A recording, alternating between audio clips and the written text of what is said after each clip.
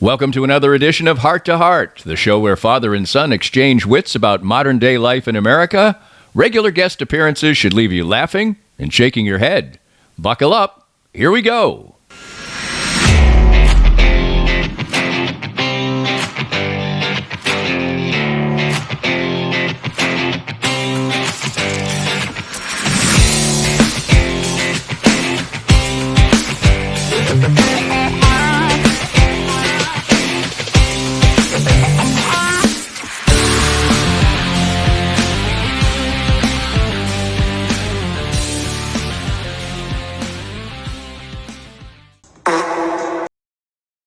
Hey, everybody. Welcome back to the Hart to Hart podcast. We just got back recently from Lexington, Kentucky, and today we're joined by Frank Seurer. He's a local legend around these parts, aren't you, Frank? That's a stretch, but I'll take it. Yeah, so Frank's our guest today, and Frank played quarterback at the University of Kansas from 1980 to 1983. He was drafted by the Seattle Jayhawks in 1984, and he actually finished his career in 1987 with the Kansas City Chiefs. We're lucky to have him here today. How you doing, Frank? I'm doing well, man. It's good to see you guys. It's awesome, man. What do you think, Nick?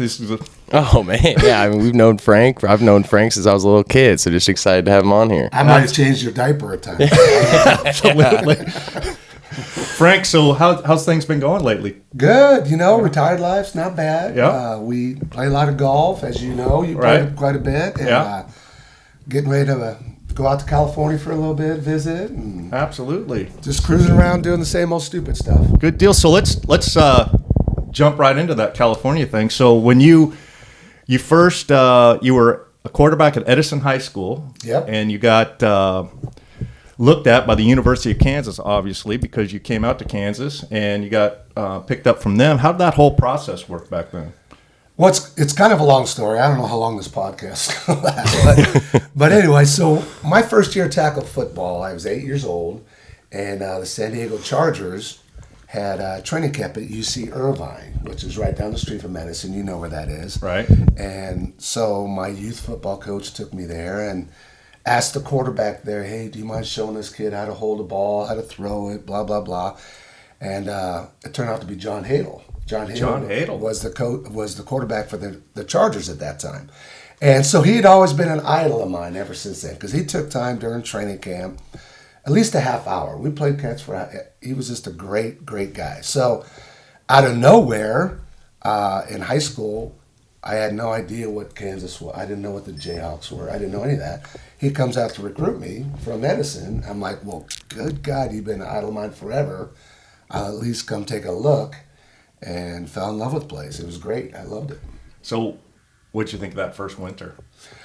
So the story goes, and I vaguely remember this, but, you know, back then there was no internet. There was no cable TV. So everything I knew about Kansas was all farmland, farmers, tractors, you know, that kind of stuff. I come out to my recruiting trip. I borrowed a pair of overalls. I borrowed a pair of cowboy boots that were like 3 sizes too big. I get off the plane and look like the biggest buffoon ever. Really? And I was so pleasantly surprised that it wasn't what I thought it was. Mm-hmm. And Lawrence is a great town. Obviously, we haven't moved from here. We love the Midwest, love raising our kids here, and it was a great opportunity. Yeah, I mean, it is. I've loved it too. Ever since I've been out here, I've been out here for almost the same amount of time as you, and it's been great. Yep, you came out for different reasons. I did, but it all worked out the same way. Absolutely. Yeah, so Frank, obviously, you know, my dad being from California too, so we saw a rerun. What year was that when you played USC? Oh yeah, that was '83. So that was the school that was the school of your dreams growing up? It really was. I mean, USC was, Southern California, it was UCLA, USC, and maybe even a little San Diego State. But USC was a school I always wanted to go to. That was the one that I remember growing up watching. And, sure. And who was the quarterback when you were in high school at USC at that time? I want to say it was Paul McDonald, that left-handed guy. Uh-huh. And truthfully, the reason why they didn't recruit me was because they were recruiting a guy the same age as me that was a Paul McDonald prototype. His name was John Mazer. And he was a southpaw guy, just like Paul was, and had a lot of the same characteristics. So that was the guy they were going with. And so, you know, I never got that opportunity. And of course, I had a chance to go to UCLA, but one of my former quarterbacks at Edison, Rick Bayshore, went there. He had a good career there, but my high school coach seemed to think that he had gotten a little bit of a raw deal there. And so he steered me from there. And then I said, well, heck, I'm just going to go out of state to go to school. That's what I wanted to do. Colorado was high on my board because I was born in Denver, and I lived there till I was like 4 years old. But that's where all my dad's family was. I'm like, well, heck, Colorado would be great. But they had Chuck Fairbanks, who was kind of doing some weird stuff. Chuck Fairbanks, was he the Rams coach at one time? No, he was the Patriots coach Patriots at one time. coach, okay. And he took over that program when.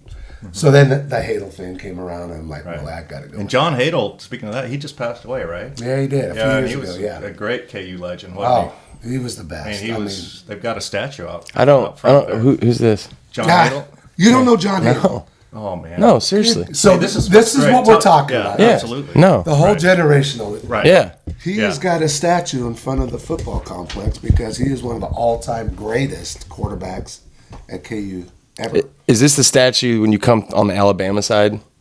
So it would have been the football complex on the western side of the stadium. Yeah, it's on the west side of the. West side of the. Okay. Yeah, and there's another one for Gail Sayers as well. Yeah. So they've got the two out there. I know Gail Sayers. Well, if you know Gail Sayers, you got to know John Hayes. What is wrong with you? Well, he knows Gail Sayers because of Brian's song. Right. He knows Gail Sayers because Brian's song is one of my favorite movies. And he's probably my all-time favorite running back. Brian Piccolo used to call it. Yeah.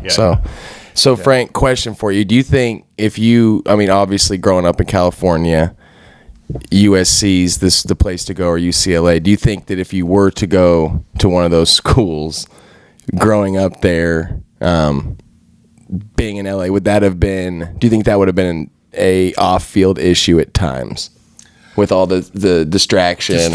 Yeah. Well, I would hope not. Right. But I had enough off-field distractions at KU, so I can just imagine what LA might have been like, Right. So you never know. But yeah, sure.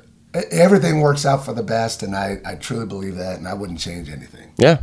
Yeah, you had a great career there. Do you still hold some records, right? I think. Maybe interceptions. I don't know. No. So did you start all 4 years? Well, so halfway through my freshman year, our starting quarterback, Steve Smith, who's a great guy, a good friend of mine still, he got a concussion during the Oregon game. We're up in Oregon, and so I got to go in and play then. We kind of took turns for the next couple of games, and then I started from the midway of that season on.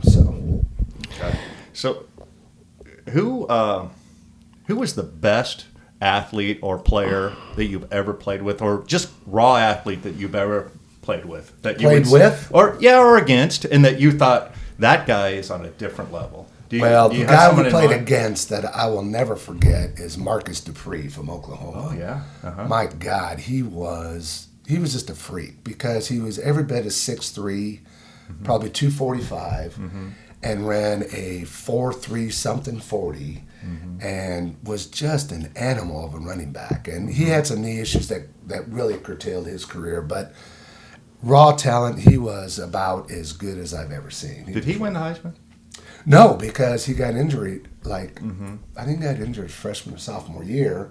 Okay. Was never the same. But as a freshman, he just absolutely dominated college football. He's just a freshman, and he was a freak. But we had a guy named David Verser, wide receiver. He's from a local Kansas City guy.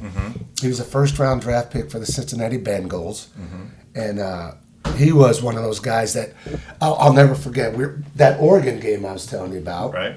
I get in there late, and I'm like, okay, I'm trying to read coverages. And I said, okay, I got to go through this way. And I threw a pass to one of the receivers that I knew I threw it to the right guy. Coach Halen calls timeout. He goes, God dang it, Frank.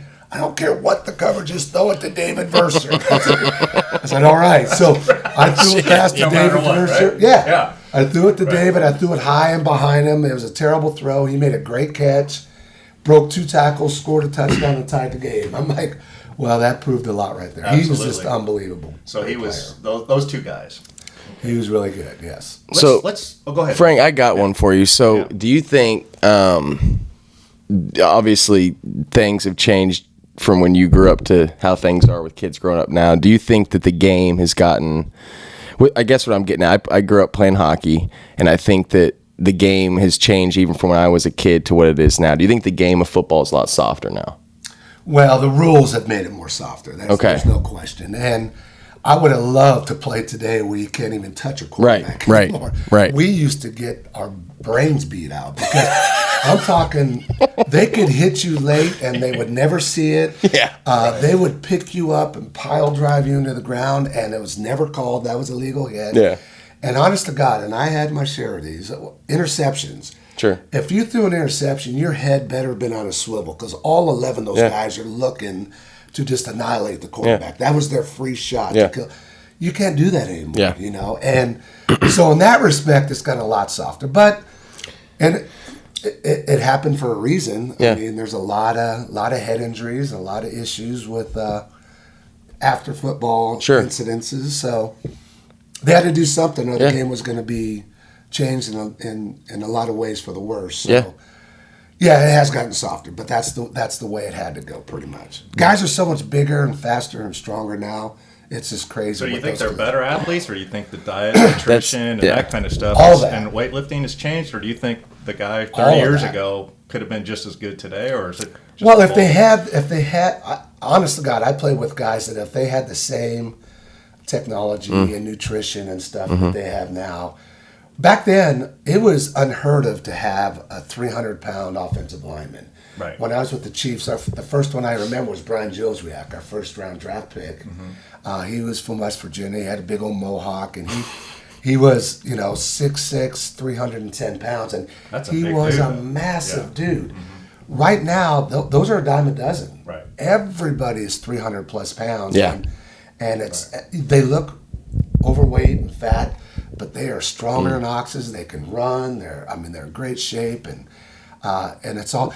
What I've heard now is your conditioning coach, weight and strength conditioning coach, is probably as important as any coach on the field right now because of what they're able to provide for the team. So and they get paid pretty well. They do. They really do because that's such a big part of what this game is taken to now. Hey, I want to switch something up real quick. Yeah. So we've talked a lot about football, but then when you first came to Kansas in the early 80s, your mom and dad moved out, right? As well. And you kind of had a rough go there for a while with your dad. Do you mind talking about that a little bit? Oh, yeah. It's not a secret or anything like that. But so my dad moved to California for my mom. He did not like California. He didn't? Did not. And so we kind of moved back and forth. He's from Denver. That's where he was born and raised, and all the family out there. So we kind of went back and forth from Colorado and California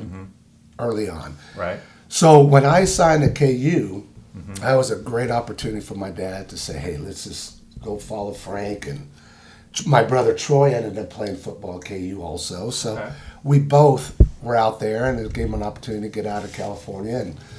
And you could, with what we sold our house for in Huntington Beach. Even back then. Oh, yeah. He bought a restaurant and a house with that. In Lawrence. Wow. Money, in Lawrence. And we bought that restaurant for, I don't know if you remember, there was a Bobby Bell from the Chiefs. Oh, yeah. He had a brother that played too, right? I don't know if Bobby did. No, you're talking about Mike and Mark. Oh, that's right. Yeah. Okay. Bobby was a all-pro defensive end for the Chiefs and on their Super Bowl. Oh, okay. Yep. And he had a chain of Bell's barbecues, a chain of them. He had right. And there's one in Lawrence, and my dad was able to buy it. And they were working there for a while, and we kept his nephew on to help because he was running it while we were there. And things turned for the worst. So it was a business deal, right? That kind of went sour, and then no, it wasn't a business deal. It was one of those things where the restaurant was just doing okay. It wasn't making a ton of money. Matter of fact, a lot of the former players, we'd all go in there and work for free because my mom and dad were still just trying to make ends meet, Right. And we had Keith Bell, who was still our manager, making more than my mom and dad. And my dad said, hey, listen, we'll keep you, but we can't pay you this anymore. Right. And he quit, all ticked off and left. And then he came back one morning looking for his job back. And my dad said, no, we can't do it. And it was a situation where he just kind of lost it. And and that's tough for you to talk about today. I can tell, kind of. Well, it's you don't want to. You don't want. This is such a. You don't want to dwell on the fact. He was murdered. He was stabbed 65 times. 65 times. Yeah, Jesus. And just crazy. Wow. You just don't know. Yeah. What went through his head? What caused that to happen? And we'll never know because he'll never, admit to what really went on. Is he still living? Oh yeah, and he got at the time he only got charged with second-degree murder because he also robbed the store, so they made that look like that was the main reason why my dad was killed, and but it wasn't about that. He did that as an afterthought. So we got second degree out of it. He did his 15 years, and we went every year to try to deny his parole. And the one thing my mom did that was awesome is she made sure that if he ever got released, he could never live in the state of Kansas again. So he lives in North Carolina somewhere. I don't know.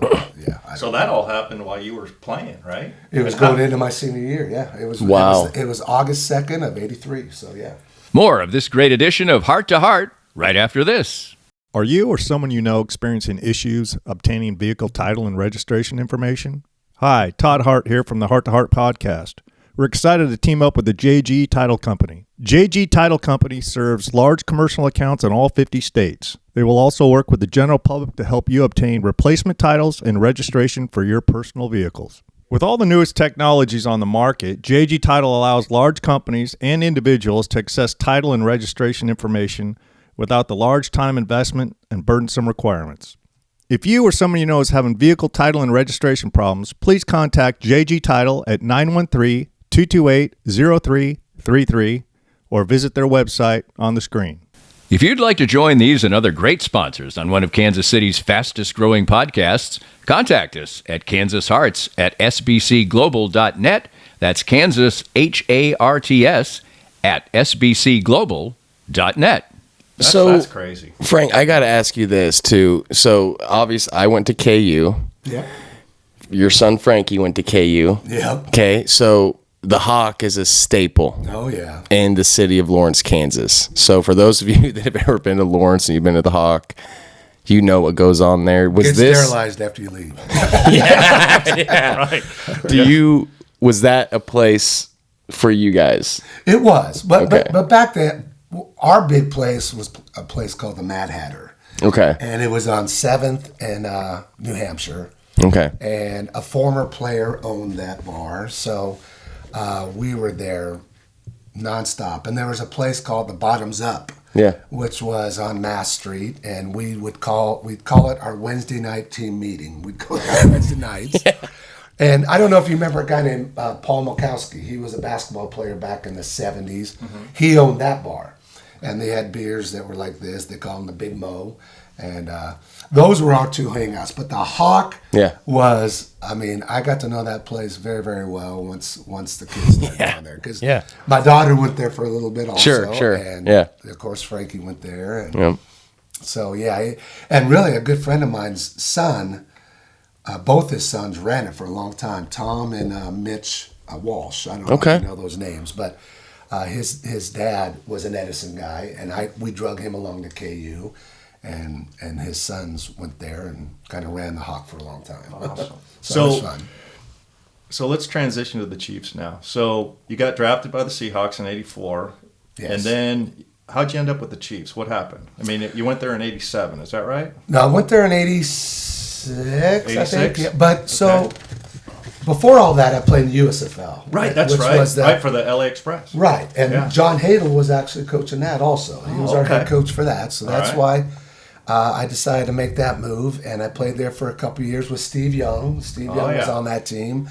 And that's when, sorry to interrupt, that's when USFL was coming in and they were offering more money to those Yes. guys, right? So NFL couldn't match it, so Steve Young decided to go there. Well, I don't think they could have matched what our owner gave Steve. I mean, he was the first one to ever get $1 million a year contract. Before Elway, before Marino, before all those guys. Wow. Is that right? Yeah. So he got he couldn't pass it up, but that leads into the Seattle Seahawks thing because Right. so many top college players were going to the USFL that the NFL held what they called a supplemental draft. And that was just to get the rights of all the USFL guys. I see. Right. So Okay. I got drafted by the Seattle Seahawks in that supplemental draft while Okay. I was with the LA Express. Okay. And I got there. So it was one of those things where the USFL didn't want to release contracts. We all knew the league was folding, but they didn't want to release the contracts.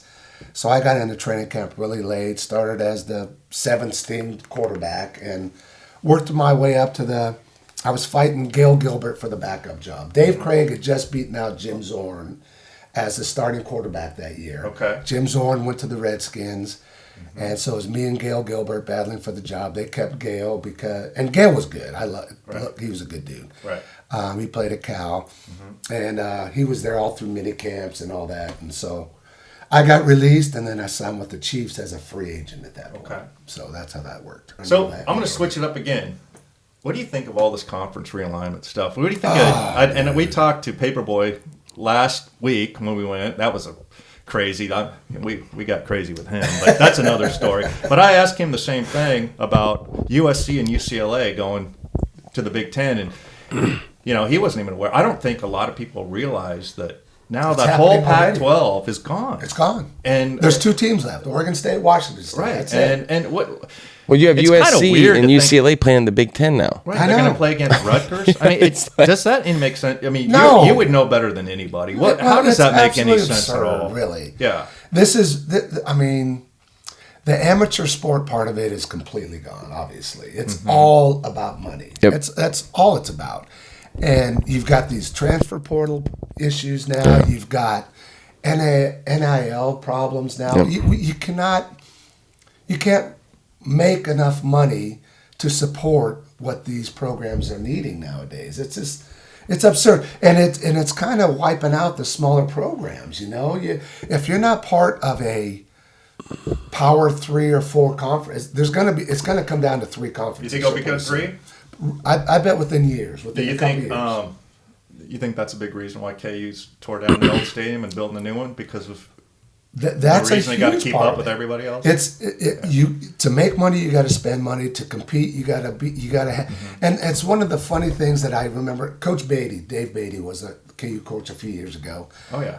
Yep. The one thing I remember him saying was, all these kids coming out of high school, that all they care about is your facilities, Yeah, and what you yeah. got, and our locker room and Setup, And yep. then once they get there, they said they can give a crap about it anymore. It doesn't even matter. To Really? them. Really? It's just a recruiting tool more than it is a sustainability of the facilities. So, and now every coach I've talked to, they all say. Every kid asks, well, how much money can you get me? How much? Yep. And NIL, that's all they care about too. They don't care where they're going to play or if they can play early or, what's your schedule or any of that stuff means It's all about nothing the money. now. So and that's Only all money. driven by the TV, right? Well- The ESPN and Well, all that. that's Yeah. the start of it, yeah. And they kind of control way more than they should. But go ahead, Nick. no, what I was going to say is earlier when I said, is the game gotten softer? Also, on a flip side, would you say, because I think, I'm in the age range of some of these guys, closer to the age range of some of these college athletes or professional athletes, but the social media, I think. Oh, what do goodness. I mean, it's all a facade in a lot of cases with some of these guys, right? Don't you think most of it is, though? I do. It's absolutely crazy how, and I think it creates more problems. Yeah. I mean, social media has caused a tidal wave of problems, if you ask me. Yeah. And when we were growing up, we never heard of any kind of emotional or behavioral issues or No, never. Right. depression. Right. No. Everybody one battles ever that would now talk about because it. nobody can live up to their buddies' expectations anymore. Sure. And like you said, it's all BS. Yeah. None of it's real. Yeah. They put out there what they want people to see, what they want people to believe about Yeah. them. And very few of that, or very little of that, is real. And Yeah. You make a great point there. I mean, when we were in high school, I don't remember anybody never talking had about anybody. depression or anything like that. I think now it's become because of social media. Totally. I think it's put so much pressure on kids and so much, it's just ridiculous. But, you know, everything starts out for a good reason. I mean, initially, that was a great set up, and it was going to do a lot of great things, but then it gets abused, and then it gets, you know, corrupted, and turns into all kinds of problems. Absolutely, yeah. I guess what I was gonna say with the social media stuff too, and just how some of these younger guys move around now is I already know the answer, but I just want to hear your responses with this. Did you see? I mean, you had some big time #1 recruits and people playing for the Chiefs at that time. How many of those guys came in with a diamond chain and designer clothes? I don't remember anybody. I bought my first suit. Right. It was a leisure suit. Yeah. And I thought I was styling back then. Right. Now, I mean, even in college, Yeah. they've I know. all got to have just a. Well, look at It's just a Shedeur different Sanders. Look at that chain. I mean, that thing's But probably it's all just made up, $100,000. isn't it? I mean, really. It's all fake image stuff. Yeah. That's all it is. It's all fake image, and people want to see it, and Sure. they feed off of that, and just they feed off each other in a negative way. I don't like it, but it's what it is. And, you know, I learned a lot last week when we went to Kentucky. And then part of our podcast for me and Nick is just to meet different people. And that was the whole premise of this whole thing, is to have different guests, different diverse opinions and stuff. And going to Kentucky and meeting with Paperboy was really good for me because Why? I wasn't into rap, and I really don't know any rap music. But you know what? He was such a great guy, and all of his friends, and we really had a lot of fun. We got a little carried away in episode 2, and so we got to see Willie too, and we've got to see Willie, and so you got to see him in a different light. And, see he Willie, was out absolutely. there. Willie, I mean, you know, talking to him and what he's done and how he's gone with his career. I mean, it's just been it's been a lot of fun. We've awesome. enjoyed this, and we've had a good time. But I do want to say one thing about the KU. I want to kind of switch back if I can. Yeah.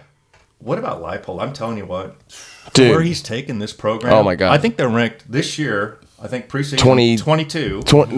Yeah, I think it was 22 that came out the other day. Oh, and I'm okay. telling you, who was the coach that was their coach that was on the Patriots staff? Who was their coach a couple years ago? Charlie Weiss. Charlie, I'm going to tell you the worst day of my life for KU football. And you know that I'm a KU junkie. I love KU. I love everything about KU. Our kids went there. Yeah. We got season tickets. We've had season tickets for years. But I'll tell you when I knew it was bad. Me and Malia were sitting on the 20-yard line watching the game. And KU was like having to punt the ball, and they were on their own 20. And Charlie Weiss called a fake punt and had the quarterback or the punter run, and he got tackled probably on the 15-yard line right there, and they went in and scored. I don't remember what game. We got up and left. And I said, I can't watch this anymore. But having Leipold there now, it was so painful. And now it's so much fun. It's so much fun to go to these games. It's really night and day. Right. The culture he's changed, really, more than anything. He's the you know what? Here was the telltale sign of Charlie Weiss. Right. He did a press conference, and it was about recruiting, and he goes, "Recruiting's easy now. All I got to tell these players is, look at this team. Look what I have to work with right now. You can come in and play." Right. What kind of message does that say to your team? Like, you guys are a bunch of turds, Yeah. so I can get kids in here that look at you and say, "Oh, I can play over these guys any old day," and he just did not know how to treat kids. I met him at a player coaching meet and greet kind of thing, and honest to God, it was when he had a bad ankle. He had his ankle up, his fungus toenails were up everywhere. He had 3 mustard stains on his shirt from this freaking fat hot dog. He was a pig, man. It was just disgusting. He wanted that job just for the money. I think he was at the end of his career, and he took advantage of KU. But He's at around that time, the payroll KU with was trying. Florida and Notre Dame are already paying him more money. I was gonna say, wasn't he at Notre Dame too, right? And Florida. Yeah. See, Okay. here's how I look, and you'll know again better than me. It's at that period of time, KU was, even with Les Miles, they were trying to get coaches with big names. I don't know if it was because they wanted to fill the stands or Right. they wanted to get kids to No, come you're in. right. But when they made it right, is when they went for a guy like Leipold. Yes. I mean, that's this one. You got a real coach Yep. who's going to bring people in, who's going to build the program, and you got to pay him right. And they are now. Oh, my And God. I hope he stays They've forever. They're given going to him- put another statue out front with Gail Sayers and John Hadle. There's no doubt for him. This art athletic director has Right. been great. They've given him Yeah. 3 different pay raises Right. to keep him in line with other top coaches. So, I mean, I was really worried when Nebraska needed their head coach and when Right. Wisconsin was going. Those are the 2 jobs that I could see very, very well being gratifying for him, and he decided to stay. But I think they paid him well, right? So They he's did. got to be one of the top paid guys in the Big 12. Isn't he? He's at least top 5% for sure. Absolutely. I would say That's- top 5% in the country, and he deserves. I mean, he's done what Bill Snyder did for K-State back in the late '80s. He's done the same thing. I know coming from California, there probably, I mean, I don't know, there might have been schools other than KU out in this area recruiting. Was K-State ever one of those schools? No, I don't think K-State really knew much about the West Coast. Sure. You know, they don't. Yeah. That's a long way to Yeah. recruit from the Midwest. No, you know? it And the is. only reason. Here's how John Hadle found out about me. Yeah. Jim Broyles, who was a big KU alumni, Mm-hmm. he played football with Hadle at KU. Okay. And he now lives in Newport Beach. Okay. He was a very successful business guy. So he went to a lot of Newport Harbor high school football games. Newport Harbor was in our conference, our league. Excuse me. Was in our league. So he saw me and Kerwin and all us play against Newport Harbor. Broyles calls Hadle, hey, you might want to come look at these guys. They got a great team and they're playing pretty well. Come take a look. So he came out and visited at that point. But they would have never came out to the West Coast. That's just too far for smaller schools. Sure. Now everything's different. You Well, I recruit guess- all over the place over, now. yeah. So it just kind of had that relationship through KU is kind of how that process happened to get you out there. Yes, absolutely. Well, I mean, for me, it was a connection from Sure. my youth. Right, okay. That's how that all Gotcha. happened, yeah. So Frank, you played on the Chiefs. And, Kinda. I had a cup of coffee. Did you have a car accident at one did. time? So Yep. tell us, man. What Tell happened? So us. you were doing pretty well, and you were all set to get Yeah, the starting I mean- role, right? And then all of a sudden, we had a little mishap. Everything was going well. My first year, truthfully, there was Coach Makovich's year, and Okay. he kept me on. He only wanted to keep 2 quarterbacks. We had Bill Kenny and Todd Blackledge. Oh And God. they only Blackledge. wanted Oh. to keep 2 quarterbacks. They had been there a while. Yeah. And I had a really good training camp. So they decided to keep 3. Right. And I was just a backup, just doing. Matter of fact, my very first play in the NFL was actually as wide receiver. Really? I was a backup safety, quarterback, and wide receiver. I just whatever I could do to stay on the field or stay on the team, I was going to do it. So we needed some help at wide receiver. I got out there and I looked foolish, but I was out there. Right. So Makovich gets fired. We bring in Frank Gans, who was our special teams coach, and he opened up competition for the quarterback job, which is rarely the case. Usually you're incumbent, you can't beat him out unless something catastrophic happens. And he opened it up. So we had 2 mini camps, and I came out number 1 ahead of Todd and Bill Kenny, and You came out number 1 in the camp. Wow. out of both of them going into training camp, Wow. I was gonna be the starter, and I got in a car wreck. So- What happened there? You had I a was Porsche, messing right? around. Yeah. What was the car? Why does that matter? I just want to hear. 'Cause you were- It makes you were the story pushing- a little better. Yeah, you were pushing it. I was. Yeah. I had a little 911 Carrera Porsche, and of course, there's no motor in the front of that stupid thing. Right. Sure. And I was chasing a buddy of mine on a outer road in Blue Springs where we lived, and they were doing construction on that road. I hit some gravel and slid off the road and ran into a light pole and dislocated my right hip and tore shit. everything on my left ankle and missed all training camp, and that was kind of the end of the road pretty much. I got to start a couple games after that, but was never quite the same, and moved So on. that kind of changed it then, yeah. didn't it? Oh yeah. Yeah. Yeah, it was. And what's interesting, well, it's not interesting, but it was at the same exact time when Bo Jackson had his hip injury. Oh yeah. When he had that's when they had that horse collar rule Right, instated, because he got tackled from behind and really tore his hip up pretty good. Took forever to heal. So when they found out I had a dislocated hip, they didn't want to take a risk I wasn't, somebody they wanted to take a long shot with. So that was the end of it. That was all. You move on from there. Yeah, that's right. Hey, so we're going to take a quick break. We'll be right back. More of this great edition of Heart to Heart right after this. All right, I've got my first recruits here today. We're going to find out today if they're real men or not. That's awful!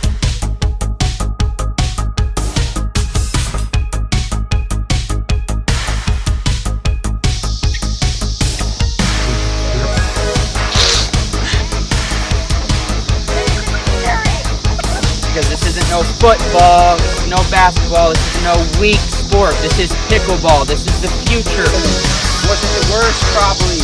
Are you guys boys or girls? Probably girls. But by the end of this 10-week camp, I will make men out of each and every one of you. We're going to find out today if these kids are just weak little babies or they're grown men like me.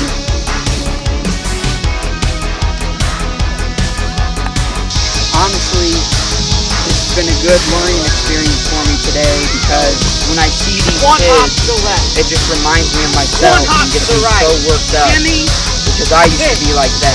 I used to be a little sissy boy just like that. By the end of this camp, I will make a real man out of you. A real man. And that's why I get so emotional about this because pickleball, it changed my life. This is not a game. This is not a joke. This literally changed my life.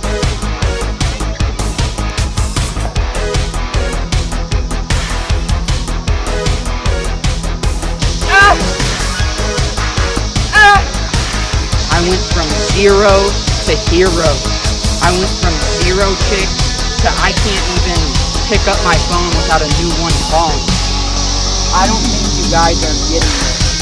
I don't think you're taking it as seriously as you should be. You guys are like little girls out here. You're like my 6-year-old daughter. She's way harder than you. You guys are weak.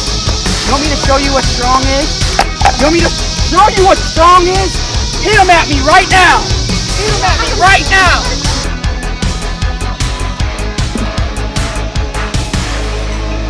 So the reason I'm yelling at them is because I really care about this. I am passionate about this. This has changed my life completely, and I know it can change yours. I just need you to have faith in me for my 10-week program. I can turn you into what you just saw there, those little sissy boys, into all this, baby. I can make that happen. So, we're trying to determine whether we're going to support our friend here in this endeavor. What do you guys think? Do you think it's worth it? Did you learn anything? Do you feel like you got anything out of it? No, he just yelled at us.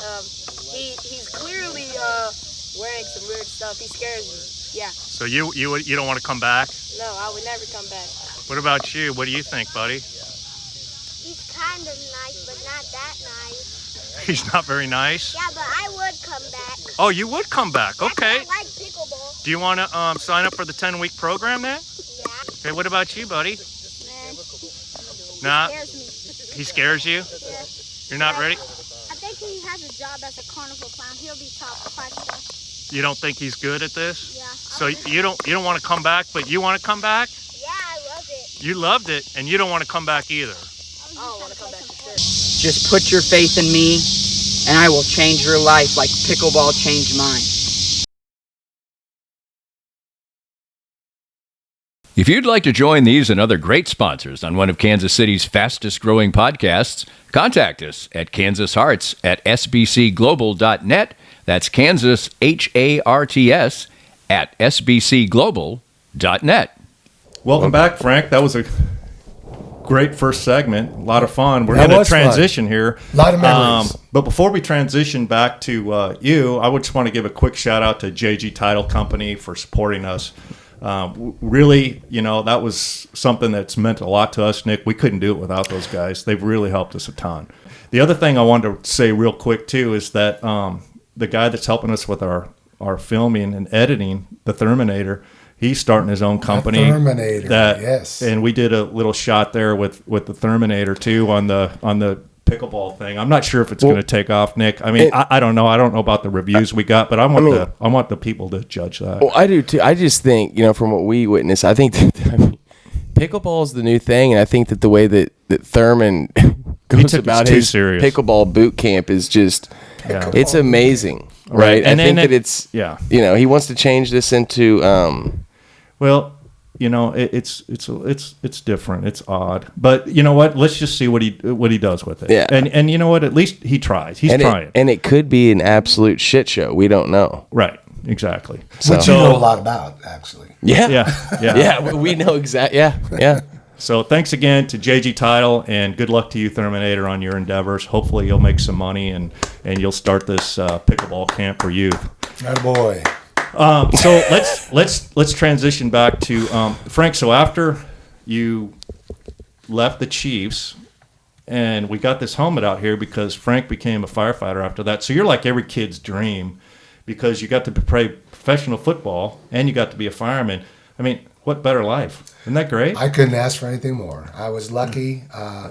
You always wish things would have worked out a little different in the football arena, but all that was my fault, and I've accepted that.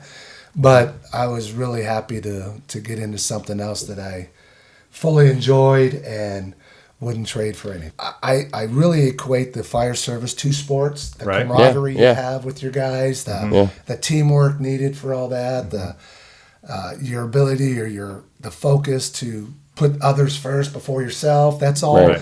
Those are all things that go hand in hand in the fire service and in sports. So it was an easy transition. So Frank, like my dad was a fireman as well. That was something he taught my first academy. Do you really? know that? Yeah, I did not. He was the instructor for our academy when I first got into it. Doug too? No, Doug was not a part of it. He just Todd. Todd was the smart one, I guess. So you didn't learn shit then if he was the instructor. I'm going to tell. It made me get through 25 years. So I'm going to tell a Frank story that this. I don't even know if you remember this, but we were at the academy. I think we were in Lee Summit at the time. No, it was Casey Mose. Casey Mose. Yeah. Okay. And so Frank was there, and he was in the class, and it got back to me somehow that Frank was an ex-quarterback. Yeah. And so I don't know. And you had no idea who he was at the time? No, I didn't. I didn't know. And so somebody had a football there, and I didn't. I thought, okay, let me see you throw a football. And I was messing around like I do now. And I said, Frank, I said, come on, you played? He goes, yeah, I played. And I said, okay, let me see you throw a football. And that's when I knew he was a professional, because he threw the football way different than you and I throw the football. I mean, it was like on a rope, and it was straight as an arrow and a rocket shot. And right then I said, okay, that's a different level. Yeah. And because the way I throw is like a girl. Well, no, I think I'm all right, but this is a different level. You can throw the ball. Right. Well, you know what? I mean, I think we've had a great time with Frank. Frank, you're a great buddy, a great golfing buddy. We play, and shout out to Doug and Stan. Oh, yeah. Our partners. And Fearsome Foursome. The Fearsome Foursome. I think Stan's getting pretty good now. He is, but I'm not letting him beat me again. He beat me the last time, and I really, it still irks me. Absolutely. And what about Dougie? He's going back to his little dance after he hits a drive. When he hits the ball, his feet come off the ground. But it's fun, though. It's a blast. And you know what, everybody? Thank you for turning into this podcast, Nick. I think we had a great day today, and thank you so much, Frank. Go ahead. We did have a great day, and we appreciate Frank for coming out here, local legend. But here's what I want to say. I want everyone to be prepared for what's about to come. We've got a little bit of target practice. It's about to take place. Well, you know what? I think we're going to do target practice, but I think we ought to do Frank's going to throw the ball, and we ought to do a one-on-one. I'm going to guard you. Dude, you're going to guard me, and I'll guarantee you that I'll catch the pass before you do. Ooh. Let's do this. Absolutely. If you catch the pass before I do, or whoever loses the bet has to take one in the nards. Has to take one in the nuts from Frank. A speedball. And we'll do that, and this is going to take place right now. So, ladies and gentlemen, please stay tuned for that, because I can guarantee a victory on my end, and we're going to get a nut shot. I got control over that. That's true. Absolutely. I got a lot of control over that.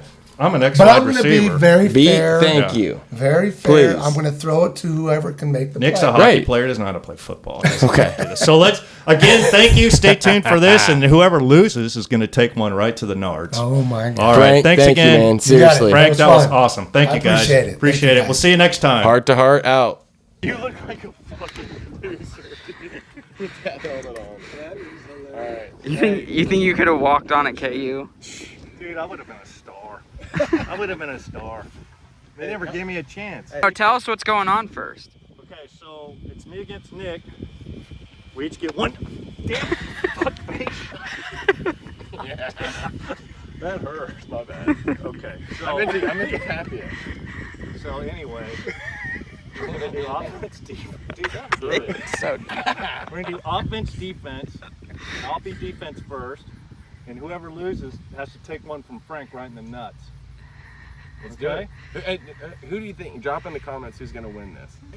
who are we thinking? Frank, who are we thinking? I got to go with the young guy, I think. Yeah? You got to go with the young guy. It's all about athletic ability and, Todd, I've seen him play golf. He could probably do it. And he's in great shape for a 75-year-old guy. So he's doing pretty good. What do you want? You're the football guy here. Stay back, would you? Oh, Don't cheat. Now, Here's loser. Here's what I think. Oh, all right. Very good. Let's go. Look at it, Nick. Oh. Bring me the fucking money. Freaking cheated. He pushed. That was defense. He pulled your own move on you. That was offensive pass interference. Nope, look at me. We're not doing that soft You got stuff one, here. Nick. You got one.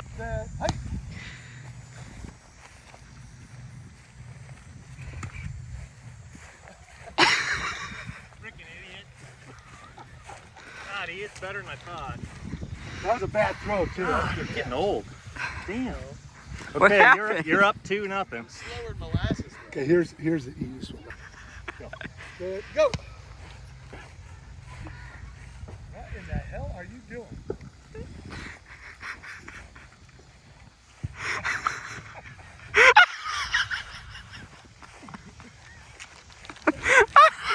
It's even better.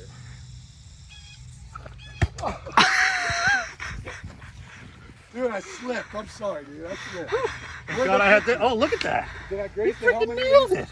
He got it. He did. He got First it right try. on there. Great shot, Frank. I slipped. I didn't. I Winner, thought I threw it a little winner. high. Chicken Did it get you right here, dinner. though? We hope you enjoyed the latest edition of Heart to Heart. Can't get enough? Rush right back next time for something fresh and new.